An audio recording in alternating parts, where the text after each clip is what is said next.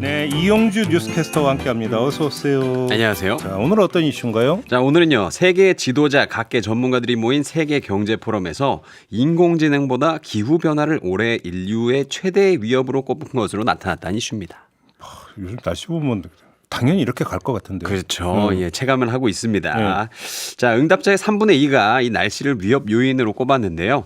지난해 여름 북반구가 기상 관측이 시작된 이래 가장 더웠던 것으로 나타난 점과 관련이 깊습니다. 네. 작년과 재작년 여름 날씨는 지구 온난화로 인한 날씨의 공격 이미 시작됐구나. 요걸 이제 본격적으로 체험할 수 있었는데요. 2022년 재작년 이 유럽에서 폭염으로 사망한 사람이 무려 6만 1천여 명이었다고 합니다. 많아도 너무 많은데요. 예. 2023년 작년 폭염 관련자 그 사망자 집계는 아직 발표는 되지 않았지만 역대급 기록이 되지 않을까 지금 우려를 나타내고 있고요. 게다가 올해 또한 이 지구온난화를 가속하는 엘니뇨 이게 5월까지 기승을 부릴 것으로 예측되면서 네. 2024년 지구 기온 세계 신기록을 남길 가능성까지 내다보고 있습니다. 그럼 올해 여름이 더 더울 거다? 예, 맞습니다. 각오를 하시는 게 좋을 것 같다라는. 예. 예. 자, 심지어 이 겨울은요 더 추워집니다. 대한민국 올해 겨울 대체로 이 견딜만 했어요. 요즘 조금 빼고. 네. 근데 전 세계적으로는 극심한 겨울 폭풍이 몰아치면서 특히 미국에서는 영하 30도 막 40도를 넘나드는 강추위와 눈보라 때문에 지난주에만 적어도 89명이 날씨와 관련된 사고로 사망했다는 집계까지 나오고 있습니다. 예. 근데 그냥 단순히 이게 뭐 덥거나 추우면 그냥 견디면 되잖아요, 솔직히. 근데 진짜 문제는 이 기후 문제가 세계 식량과 밀접한 관련이 있다는 겁니다. 제가 얼마 전에 이 자리에서 우리나라 사과 재배지가 점점 북상하고 뭐 줄어들고 있다 이런 소식 전해드렸는데요. 예, 화면 오른쪽에 연관 동영상 한번 클릭해 주시면 될 것 같습니다. 예. 아무튼 간에 이게 우리만 겪는 일이 아니라 지구적인 스케일로 전 세계에서 농사가 갈수록 힘들어질 수도 있다. 이렇게 보면 되실 것 같습니다. 그러니까요. 예, 때문에 일각에서는 기후위기라는 단어가 너무 느슨하다. 인류 멸종으로 명칭을 바꿔야 된다. 지구가 뜨거워지면 지구는 살아남지만 인류는 멸종된다. 이걸 적극적으로 알려야 된다. 그래야 기적이라도 우리가 지금 바랄 수 있지 않느냐. 뭐 이런 이야기가 나오고 있습니다. 근데 계속 그럼에도 불구하고 굴뚝에서 연기는 계속 나오고 있는 상황이니까. 예. 알겠고요. 기후 위기에 이은 두 번째 위협은 뭔가요? 두 번째 위협은 AI였습니다. 네. 근데 이게 로봇들의 반란 뭐 이런 게 아니고요. AI가 생성한 가짜 정보가 위험하다라는 겁니다. 당장 미국에서 뭐 나왔나 보더라고요. 지금 난리가 났습니다. 지금 제가 말씀드릴게요. 자, 인공지능이 뿌리는 이 허위 정보, 가짜 정보 문제가 심각할 수 있는 것으로 전망이 됐는데요. 네. 특히 올해는 그 유권자 수가 20억이 넘는 전 세계 슈퍼 선거의 해라고 또 저희 여기도 이슈에서 전해드린 적 있지 네, 않습니까? 맞아요. 우리나라도 총선이 있고요. 그 동영상도 오른쪽 위에 연관 동영상 한번 클릭해 주세요. 네. 예, 조회수가 안 나오고 있어요. 네. 도와주십시오.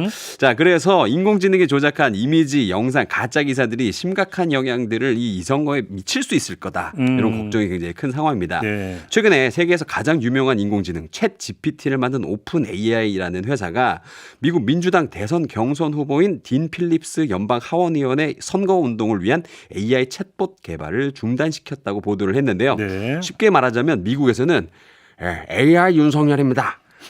이거 안 된다는 거예요. 네. 이게 정치 영역에까지 이게 이제 영향을 미치면 심각해지는 거죠, 얘기가. 그렇죠. 실제로요. 지난 주말에 미국 뉴햄프셔 유권자들한테 조 바이든 미국 대통령이 직접 전화를 걸었다 그래요. 그러니까요. 네, 그래서 다짜고짜 예비 선거에 투표하지 말고 대선을 위해서 표를 아껴둬라. 뭐 이렇게 얘기를 했다는데 애당초 이게 말이 안 되는 거잖아요. 경선 때. 네.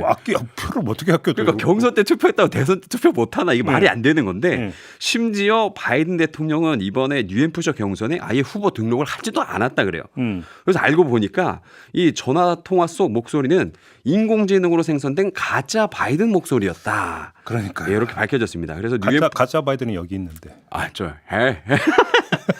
그렇죠. 그 스미싱 나가셨잖아요. 그때 왜 또 사람이 염장을? 왜냐면은 그게 이제 지금은 문자였지만 나중에는 또 선생님 목소리로 될 수도 있다는 거예요. 얼마나 무섭습니까? 악담을. 아닙니다. 네. 경계를 해야 된다는 네. 거죠. 자, 어쨌거나 그래서 뉴햄프셔 법무장관실이 즉각 성명을 내고 지금 또 수사를 하고 있다고 밝혔습니다.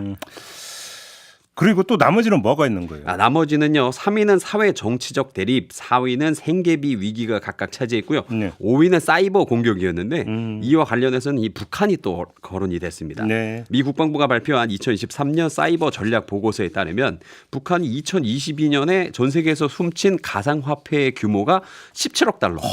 우리 돈 2조 2천억이 넘는다고 그래요. 이야, 이 정도예요? 대도입니다, 대도. 알겠습니다. 근데 지금까지 그러니까 그 전해주신 건 이제 세계적으로 예. 뽑은 거고 예. 우리나라 응답자들이 꼽은 위협도 있어요? 네, 이 다보스 포럼 설문조사에 응답한 우리나라 응답자들은요, 올해 한국의 가장 큰 위협으로 경기 침체를 꼽았습니다. 네. 이어서 가계 빚 문제와 자산 거품 붕괴 그리고 노동력 부족 문제도 꼽혔습니다. 결국 경제에 대한 걱정이 지금 대한민국이 인식하는 위기 목록의 상위를 온통 차지하고 있었다. 예. 이런 이야기입니다. 뭐 이건 뭐 더 설명하고 말 것도 없는 거고 예, 맞습니다. 많은 분들이 체감하고 있는 거니까 그 예. 정도로 참 먹고 살기가 힘들다, 예. 팍팍하다 이런 이야기 아니겠습니까? 알겠습니다. 자, 오늘 이야기는 이렇게 마무리하죠. 이용주 캐스터와 함께했습니다. 고맙습니다. 감사합니다.